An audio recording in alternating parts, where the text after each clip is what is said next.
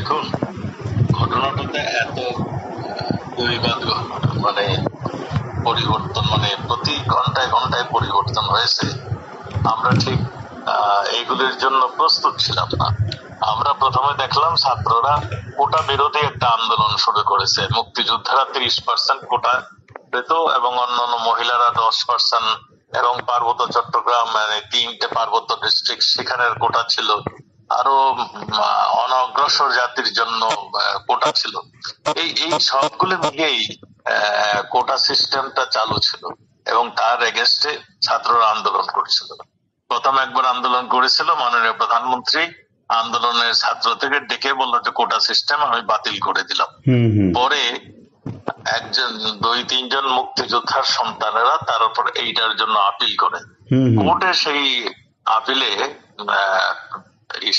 রায় ঘোষণা করে ছাত্রদের পক্ষে। এরপর থেকে আন্দোলন শুরু, এবং এই আন্দোলন মাননীয় প্রধানমন্ত্রীও মানে ছিলেন, সিদ্ধান্ত নিয়েছিলেন এই আন্দোলন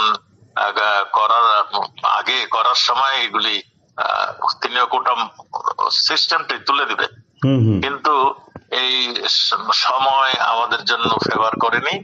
আমাদের হয়তো কিছুক্ষণ সময় লেগেছিল, এবং আমাদের যে পলিটিক্যাল পার্টি সে তার প্রতি আমাদের মানে একটু নজর একটু কম ছিল। সব মিলে ঝুলেই একটা ঘটনাটা মানে কোটা আন্দোলন থেকে পরবর্তীতে মানে এক দফা আন্দোলন চলে আসলো। কোটা আমরা কিন্তু মাননীয় প্রধানমন্ত্রী কিন্তু স্বীকার করে গিয়েছিলেন যে কোনো কোটা থাকবে না, ইনক্লুডিং মেয়েদের কোটাও থাকবে না, সব কোটা বাদ।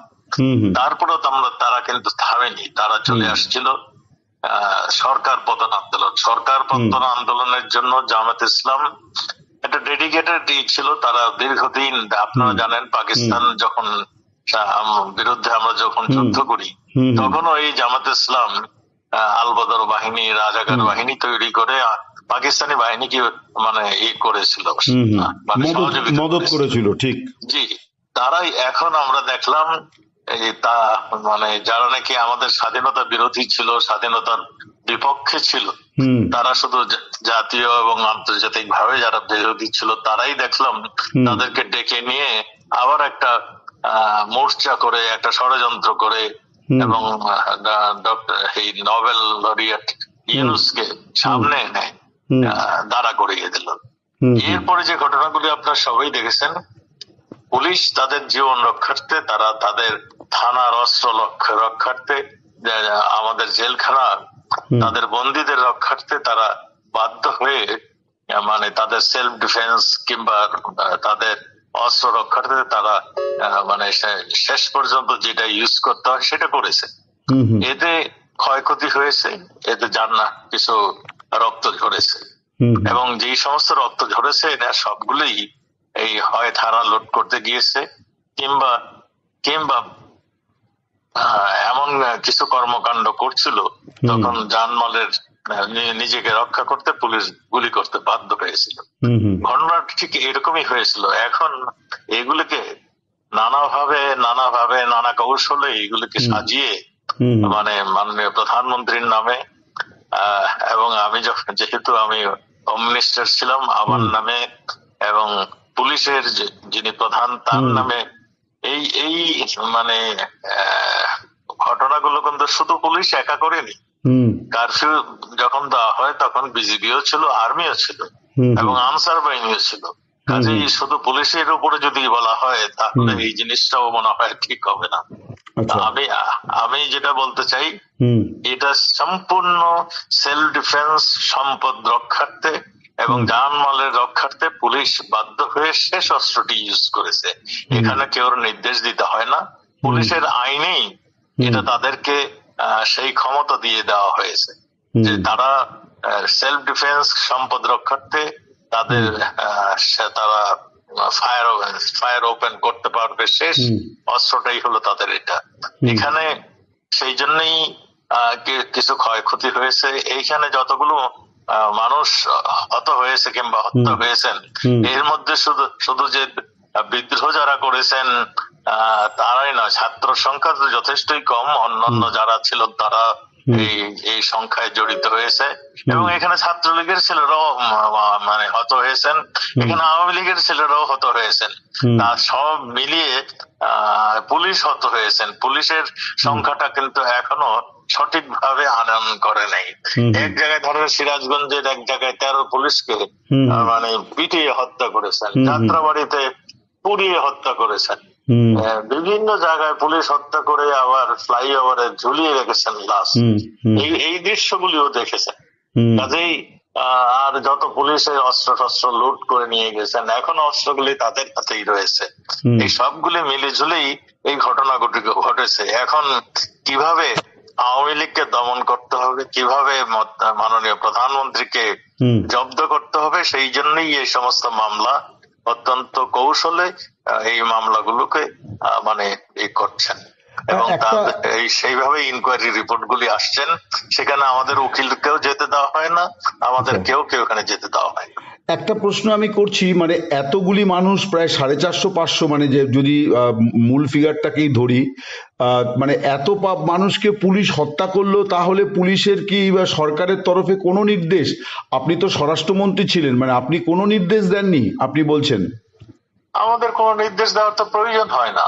আচ্ছা, আমাদের পুলিশের উপরে যেই মানে এটা ছিল, আমরা কি ওইখানে যে দাঁড়িয়েছিলাম যে গুলি শুরু করুন, এটা তো যারা অধিনায়ক ব্যাটেল ফিল্ডে তো দেখেন আর্মির যে যিনি কমান্ডিং অফিসার তিনি করেন। আমাদের পুলিশ অফিসাররা তাদের ডিউটি পালন করেছেন।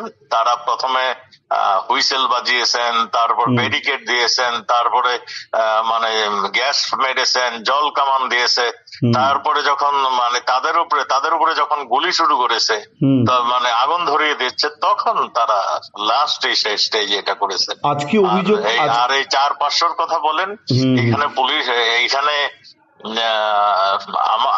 আমার জানা মতে এই সংখ্যা অনেক কম, এবং আমিও তদন্ত করে দেখেছি, এক লোক নাম মামলা হয়েছে, সে এসে কোর্টকে জানিয়ে দিচ্ছে যে আমি তো মরিনি। এই ধরনের ঘটনাও আছে। না, রাষ্ট্রসংঘের একটা রিপোর্ট হচ্ছে, সেখানে অবশ্য 1400 লোক হত্যা হয়েছে বলে বলা হচ্ছে আর কি।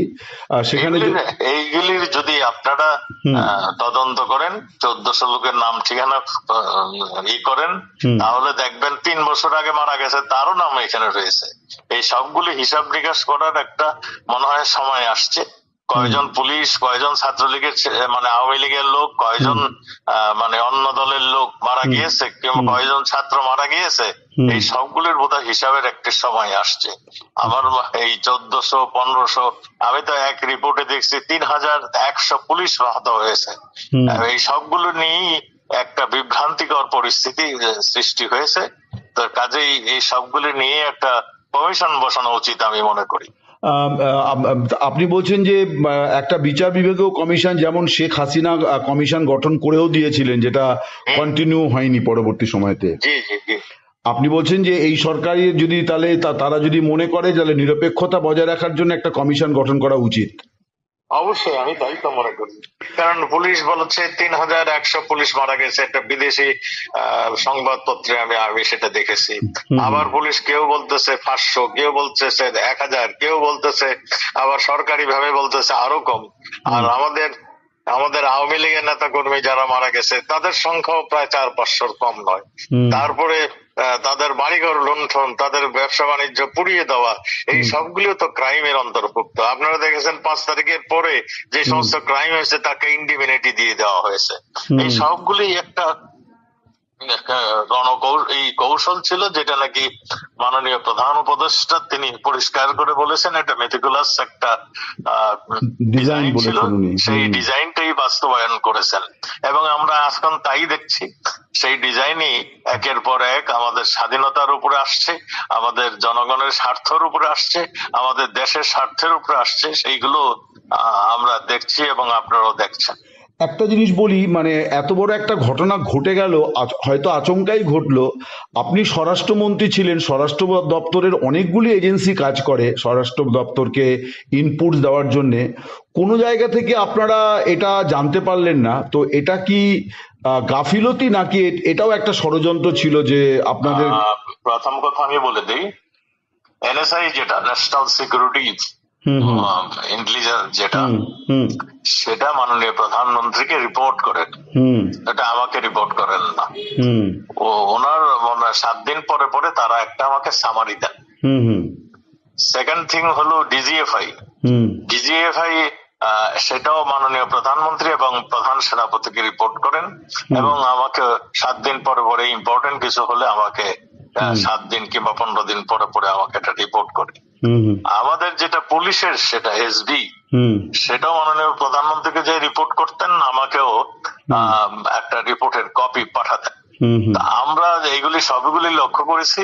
এইগুলির ভিতরে তেমন কোনো পূর্বাভাস, এমন কোন সংকেত সেটা এখানে আমি দেখিনি। আমি যেগুলি দেখেছি মানে এই ধরনের যে একটা ঘটনা ঘটে যাচ্ছে, একটা বৈদেশিক একটা চক্রান্ত আসছে, একটা টাকার একটা ফ্লো আসছে, কিংবা একটা একটা যেটাকে ডক্টর ইউনূস আমেরিকায় যে পরিচয় করে দিল, এরা হলো ওই যে আমাদের হিজবুত তাহরীর নেতাকে বললো ইনি হলো মাহফুজ আলমকে উনি মাস্টার মাইন্ড বলেছেন। জি, যে মাস্টার মাইন্ড।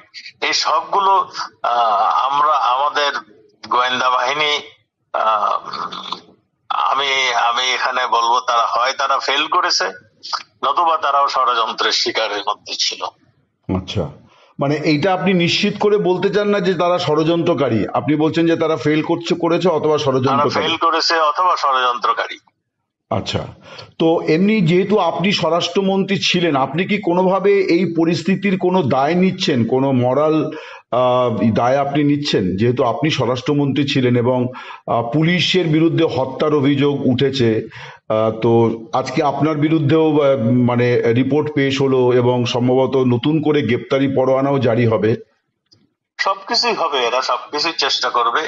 আমরা দেশটাকে স্বাধীন করেছিলাম, আজকে আমরা যে সেই পরাজিত সৈনিকরা আবার দেশ দখল করেছে, এইটি হলো সবচেয়ে বড় কথা। এবং তারা কি করবে? আমরা যুদ্ধ অপরাধীদের ফাঁসি দিয়েছি, এখন আমরা যারা যুদ্ধ করেছি তাদেরকে ফাঁসি দিবে। এইটাই তো তাদের প্ল্যান, তাদের প্রোগ্রাম এইটা, এবং সেই জন্যই তারা তৈরি হচ্ছে। এখন আপনারাই লক্ষ্য করবেন, আমরা যারা মুক্তিযোদ্ধা আমাদেরকে একে একে ফাঁসি দিবে, সেই রকমই তারা প্রস্তুতি নিচ্ছে। তো মানে আপনারা মুক্তিযুদ্ধ করে একটা দেশ তৈরি করেছিলেন, মানে যেটা বিরল একটি ঘটনা পৃথিবীতে, যে একটা জাতি রাষ্ট্র গঠন ভাষার ভিত্তিতে। তো আমার বক্তব্য হচ্ছে যে আজকে যখন আপনারা বলছেন যে যুদ্ধবিরোধীদের হাতে দেশ চলে গিয়েছে, তো এবং সম্প্রতি আওয়ামী লীগের কার্যকলাপ নিষিদ্ধ ঘোষণা করা হয়েছে, এবং আজকে তাজুল ইসলাম চিফ প্রসিকিউটর তিনি যে রিপোর্ট পেশ করেছেন সেখানে তিনি ট্রাইব্যুনালের কাছে আর্জি করেছেন যে আওয়ামী লীগের এই কার্যকলাপটাকে নিষিদ্ধ ঘোষণা করা, কারণ এগুলো সবই নাশকতামূলক কাজ। তো স্বভাবতই বোঝা যাচ্ছে যে আওয়ামী লীগ হয়তো নিষিদ্ধ হয়ে যাওয়ার সম্ভাবনাও হয়তো আগামী দিনে প্রকট হবে। তো আওয়ামী লীগ কিভাবে ঘুরে দাঁড়াবে সেক্ষেত্রে? মানে গণতান্ত্রিক পদ্ধতিতে আন্দোলনের তো কোনো রাস্তা দেখা যাচ্ছে না। এটা দেখুন, মুক্তিযুদ্ধ তো কেউ বলে দিতে হয়নি, ঠিক। বঙ্গবন্ধু ডিফারেন্সটা ধরিয়ে দিয়েছে। তিনি প্রথম 6 দফা ডাক দিয়েছিলেন। 6 দফা ডাক দেওয়ার পরে তিনি স্টেপ বাই স্টেপ তিনি গণতন্ত্রের পথে ধরেই এগিয়েছিলেন। তিনি সংখ্যাগরিষ্ঠ হয়ে তাকে তার ক্ষমতা দেওয়া হলো না, তারপরে তার বাধ্য হয়ে স্বাধীনতার ডাক দিয়েছিলেন। আমাদের দেশে যা শুরু হচ্ছে, কাজেই আমাদেরকেও সেই দিকেই ঠেলে নিয়ে যাচ্ছে। আমার কাছে সেটাই মনে হয়। আপনার প্রশ্ন ঠিক সেই রকমই, আপনি ইঙ্গিত দিচ্ছেন। আমার প্রশ্ন আমি আর একটু স্পষ্ট করে বলি। বঙ্গবন্ধু বলেছিলেন শেষ ডাক, যার হাতে যা আছে তাই নিয়ে নেমে পড়তে হবে, মানে একজনও পাক সেনা বাংলাদেশের মাটিতে থাকা পর্যন্ত তাদেরকে তাড়াতে হবে। তাহলে তো সেটাই আমি বলছি, সেই সময়টা মানে তারা যদি মনে করে যে আওয়ামী লীগ কিছুই নেই, আওয়ামী লীগ দেশ স্বাধীন করেছে, মানে ভাষার জন্য প্রাণ দিয়েছে, প্রত্যেকটা আন্দোলনের জন্য আওয়ামী লীগ নেতৃত্ব দিয়েছে, বাংলাদেশে অত্যাচারের বিরুদ্ধে আওয়ামী লীগ নেতৃত্ব দিয়েছে, এবং একটা মানে সুন্দর বাংলাদেশ তৈরি করার জন্য নেতৃত্ব দিয়েছে।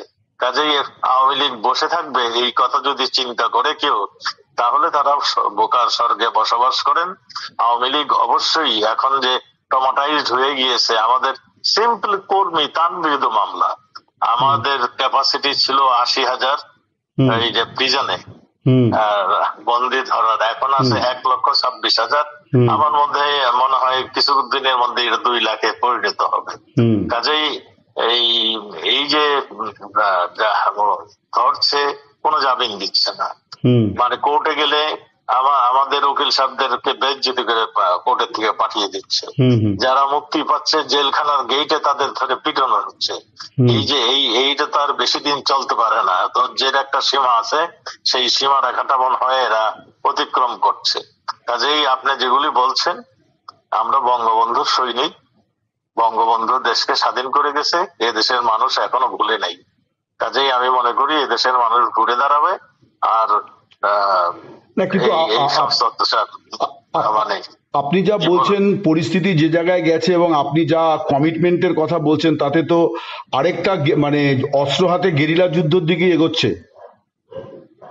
এখন তাদের হাতে যে সমস্ত অস্ত্র রয়েছে, এগুলি যদি আমাদের এই নিরাপত্তা বাহিনী বলুন, আমাদের সামরিক বাহিনী বলুন, এরা যদি কালেকশন না করে, তাহলে তো আমরা যখনই আমরা ঘরের থেকে বের হবো তারা গুলি করবে। কাজেই এখন প্রশ্নই আসে, তাহলে কি আমরা বসে থাকবো? আমাদের হাতে ওই যে বঙ্গবন্ধু বলছিলেন, যাতে যা কিছু দা বঠি যা আছে তাই নিয়ে বের হয়ে যাবে আমাদের মানুষ। তার মানে আপনি বলছেন যে দেশকে মুক্ত করার জন্য আওয়ামী লীগ আরেকটা মুক্তি সংগ্রাম করতে। আমি এটা এখনো বলি নাই, আমরা এখনো ধৈর্য ধরে আছি। আমরা শেষ মুহূর্তে বঙ্গবন্ধু যেমন ধাপের পর ধাপ আন্দোলনকে এগিয়ে নিয়ে গিয়েছিলেন, আমরাও ঠিক সেই রকম ভাবে আমরা শেষ মুহূর্ত পর্যন্ত আমরা অপেক্ষা করছি। আমরা তারপরে আমরা বসে থাকবো না। ওই বঙ্গবন্ধু আমাদের শিখিয়েছে, রক্ত যখন দিয়েছি আরো দিব, এই দেশকে মুক্ত করে সারবো ইনশাআল্লাহ। 7ই মার্চের ভাষণ, জি আপনাদের সেটাই এখন পাথেয় আপনি বলছেন। জি ভাই। আপনি একটা কথা বলছিলেন যে আপনাদের আইনজীবীদের দাঁড়াতে দেওয়া হচ্ছে না, আপনারা কি এই বিচার ব্যবস্থাকে গ্রহণ করছেন না বর্জন করছেন? আমি যেখানেই যাচ্ছি সেখানেই আপনাদের মতন সাংবাদিকদের, অন্য কোন বিদেশি নাগরিকদের দেখা হলে আমি এইটাই রিকোয়েস্ট করি, আমাদের জন্য যদি কিছু আপনাদের করণীয় থাকে, আমাদের জুডিশিয়ারি সিস্টেমটাকে নিউট্রালাইজ করে দিন। জুডিশিয়ারি সিস্টেমে যে আমাদের মানুষগুলো বিচার পায়, সেই ব্যবস্থাটা করুন। এই ট্রাইব্যুনালকে কি আপনারা গ্রহণ করছেন না বর্জন করছেন? এই যে ট্রাইব্যুনালের আমরা বিচার, অবশ্যই বর্জন করছি। আমরা সেই জন্যই তো বলছি, জুডিশিয়ারি সিস্টেমটা করাপ্ট হয়ে গিয়েছে, এক পেশে হয়ে গেছে, দুর্নীতিবাজ হয়ে গিয়েছে। মানে জজ সাহেবরা মানে ওই ইঙ্গিত না পেলে কলম ধরেন না, ইঙ্গিত পেলেই কলম ধরেন, আর না হলে বসেই থাকেন। আপনারা নিজেরও যে লক্ষ্য করেছেন নিশ্চয়ই। কোন সাংবাদিক কোনো কথা বলতে পারে? কোন সাংবাদিক এখন পর্যন্ত এই সরকারের ভিতরে কোনো কথা বলেছে? কাজেই এগুলি সবই আপনারা দেখেছেন। বেশ, অনেক ধন্যবাদ আপনাকে, আপনি ভালো থাকুন। আমি আপনিও ভালো থাকুন। ঠিক। আমাদের সবারই হয়েছে মুশকিল। এরা এতই ভয়ানক, এরা এতই নৃশংস।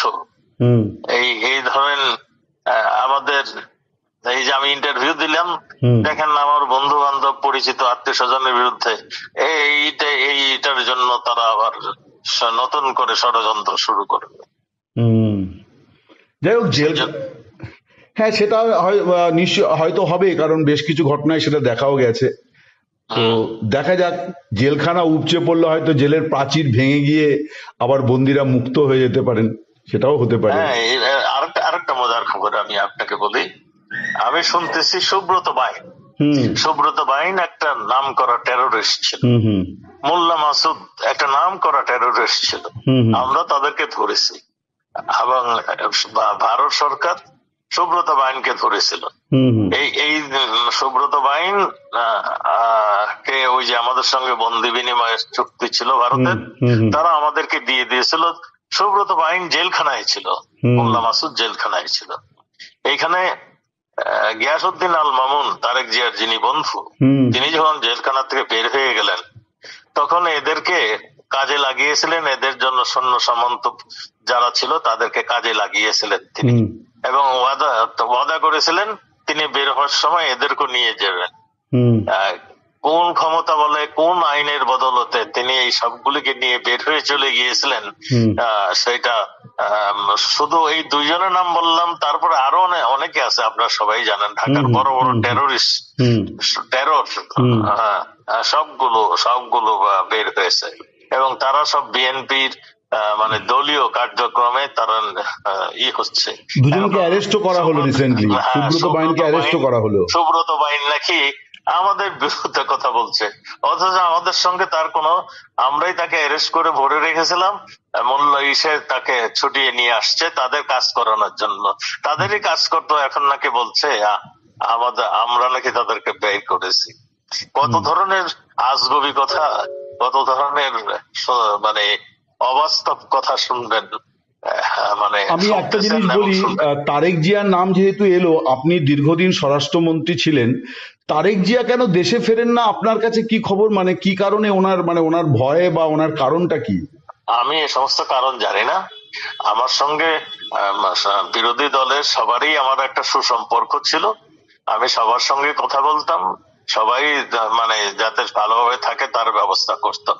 কাজেই তার মানে তারেক জিয়া কেন আসছে না সেই বিষয়টা আমার জানা নেই।